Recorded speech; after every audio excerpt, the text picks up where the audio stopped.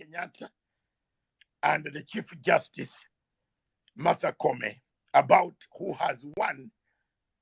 They are not going to say change the report because the president, the commander-in-chief of the Kenyan Defense Forces and the president who is on the seat, before you go to make this announcement, not that you change the results that you have. No. You have to, by law of Kenya, you must immediately, and you are mandated by law to go and brief the president and the chief justice of who has won. So the 4 commissioners sat in the hotel, drank tea, waited for Mr. Chebukati to arrive. Mr. Chebukati arrived and said, I have finished, I've compiled the report, and we want to go. We want to move. The commissioners started saying, how did you finish the report when we have not finished the announcement of the remaining constituencies?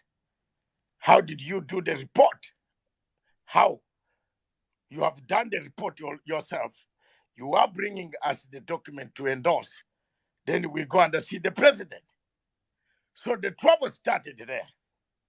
That's why I brought these 2 words, unanimous and declaration. The trouble started there. The commissioners said, if you want to go to the president, you can go alone, but we are not going to the president and to Martha Koome to give a report which we have not seen and which we have not endorsed, the results, the data. We have been reading the data together, and we have not finished reading the data. And therefore, we need to go through all how did you arrive to these figures? Let's also be, briefed on how you arrived to this data and that all this paperwork of 38 constituencies to arrive to this percentage, which is very narrow. And what causes problems in elections in Africa is the narrowness of the percentage. If the percentage is very narrow, you have a friction. So Chebukati said, no, I've finished. I am the presiding officer.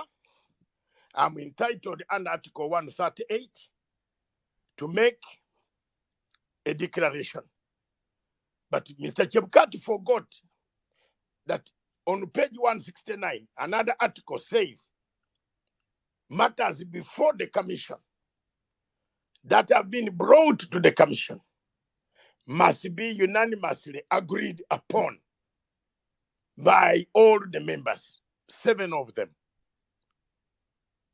So the 3 plus the CEO, Marjan, the man who did not even do any due diligence to own the machines. And the brothers and the sisters on the platform, I want to tell you that I traveled in 6 countries, except Uganda. 6 countries, Philippines. I went privately to Philippines, spoke to the Electoral Commission of Philippines. I spoke to the Electoral Commission of Nigeria. I spoke to the Electoral Commissioner of Nicaragua. I spoke to the Electoral Commission Chairman, Mr. Byamukama of Uganda, on phone and video, and I interviewed him. And recently I found him in Nairobi last week. He told me what this scheme, this BVR kits can do, what damage they can bring to an election. So I'm speaking as an investigative person who went behind the enemy lines to follow up why a company, Smartmatics, was just brought and allowed, and there are companies in Africa, in the world, that can provide. So I went ahead. I did not wait. I utilized my little money because I knew there was trouble. And most of you Kenyans who are on the platform, you have heard me on national television of Kenya several times. I even swore and said, if I were a Kenyan, I would not allow Mr. Wafula Chebukati, the chairman of the Electoral Commission, to touch my vote. Most of you at that time, you didn't know why. For 3 years, I've been singing that. Because from the time when they brought this man from Athens, another country where I went was Italy, Rome, and Athens, Greece. What I discovered there is going to come out in the petition, which I'm doing as amicus curiae. I have also applied to the court, to the Supreme Court of Republic of Kenya, to feed the information to the Supreme Court judges who have never gone to those countries officially on investigative matter with photographs, videos, which can help them to make a case. I went and documented each and everything. There's no printing press in Greece, which works. The papers are being printed in one of the capitals of a neighboring country in Africa. Some are printed in London, some are printed in Rome. Another one was printed in Romania. I went to Prague. No, not yes, Romania. I was in Romania. Prague is another town. I was in Sofia, yes, the capital city of Romania. Tickets are available on KLM, Kenya Airways.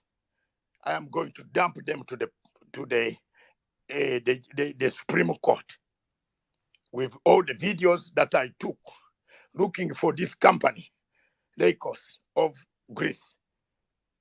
Where are they printing the papers from? So, with all this information, I came back and I told the Kenyans that, ladies and gentlemen, Wafula is going to cause you the biggest problem on planet Earth.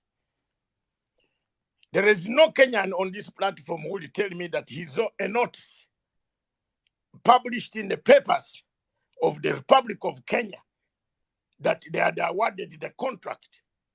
If that notice is in any newspaper, you can display it on the platform here. There is no problem on that one. So I went.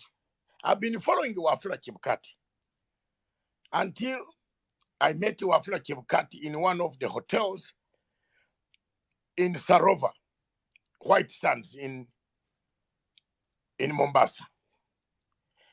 I cornered him. You know me, Matanga, those who know Matanga, with my hugeness, Tendai, you cannot threaten me. And you know Wafula Chebukati is very small, slender. When he saw me, I saw him and I went to his table. I said, Wafula Chebukati, why are you doing it?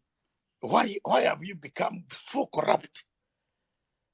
His bodyguard is there, and I've recorded them. You know, I went with my silent pen. I have a very powerful pen that can record. So next time when you come near me, you have to tell me to switch it off. You see? So I asked Wafula Chebukati, why is it that you are, this was during the time of the election in Kiamba. Why is it that there was a confusion? No, he called me to sit down. And as you know, me and Wafula Chebukati, we speak the same dialect. I am a Luya from Uganda, and Wafula is a Bukusu from Kenya. And Wafula's parents come from Uganda with Tangula. They all come from my village. Bishop Wabukala is my cousin. Let me reveal it to you today. From my village, the Bishop of Anglican Church of Kenya, they came here in the 1980s. In 1880, 1882, 83, 84, 89, the grandfathers left Uganda in my village, in Bududa. And the Wabukala is my cousin. Real cousin, not a joke. These Wetangulas are from our country. They all have origins from our country. So we spoke our language. I've recorded that also. We spoke our language, and I told Chimkat, why are you doing? What is going on? Why don't you call the government institutions, and sit down with them? You seem to be antagonizing, fighting each other.